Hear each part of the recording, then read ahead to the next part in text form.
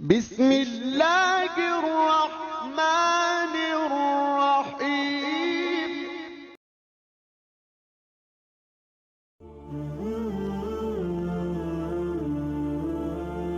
دو جان نثار صحابہ کرام رضی اللہ تعالیٰ عنہ کی شہادت پر حضور نبی کریم صلی اللہ علیہ وآلہ وسلم نے بہت زیادہ آنسو بہائے۔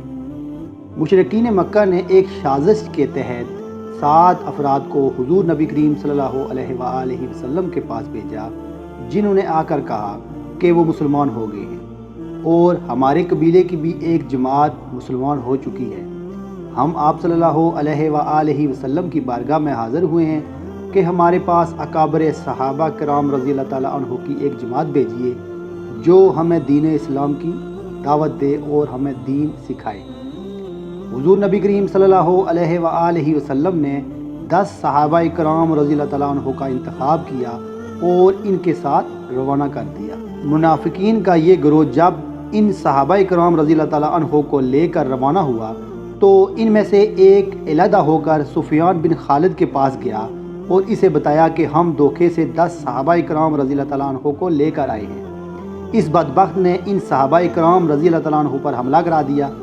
صحابہ کرام رضی اللہ تعالیٰ عنہ نے ڈٹ کر مقابلہ کیا اور لڑائی میں 7 صحابہ کرام رضی اللہ تعالیٰ عنہ شہید ہو گئے۔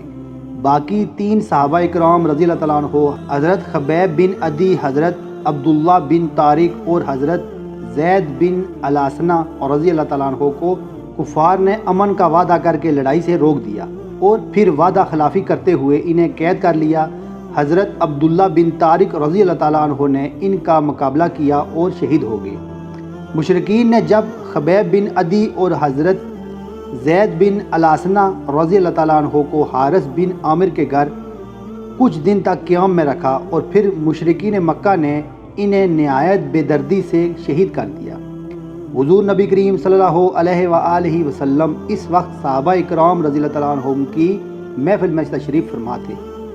آپ صلی اللہ علیہ وآلہ وسلم پر وحی کی علامت ظاہر ہوئی اور پھر حضرت جبرائیل علیہ السلام نے ان 2 جان نثار صحابہ کرام رضی اللہ تعالیٰ عنہ کی شہادت کی اطلاع آپ صلی اللہ علیہ وآلہ وسلم کو دی۔ حضور نبی کریم صلی اللہ علیہ وآلہ وسلم نے صحابہ کرام رضی اللہ تعالیٰ عنہ سے فرمایا کہ مقام تیغم میں حضرت خبیب بن عدی رضی اللہ تعالیٰ عنہ کی لاش کو سولی پر لٹکایا گیا ہے۔ جو ان کی لاش کو سولی پر سے اتارے گا میں اس کے لیے جنت کا وعدہ کرتا ہوں۔ حضرت زبیر بن العوام اور حضرت خالد بن الاسود رضی اللہ تعالیٰ عنہ تیز رفتار گھوڑوں پر روانہ ہوئے اور وہاں پہنچے تو 40 کے قریب مشرکین لاش کے گرد پہرا دیتے ہوئے سو گئے تھے۔ انہوں نے حضرت خبیب بن عدی رضی اللہ تعالیٰ عنہ کی لاش کو سولی سے اتارا اور اسے لے کر مدینہ منورہ کی جانب روانہ ہوئے۔ مشرکین مکہ کو جب علم ہوا تو 70 کے قریب مشرکین نے ان دونوں صحابہ کرام رضی اللہ تعالیٰ عنہ کا تعقب کیا۔ جب دونوں صحابہ کرام رضی اللہ تعالیٰ عنہ نے دیکھا کہ ان کا بچنا ممکن نہیں تو انہوں نے حضرت خبیب بن عدی رضی اللہ تعالیٰ عنہ کی لاش کو زمین پر رکھ دیا۔ زمین شک ہوئی اور وہ لاش نگل گئی۔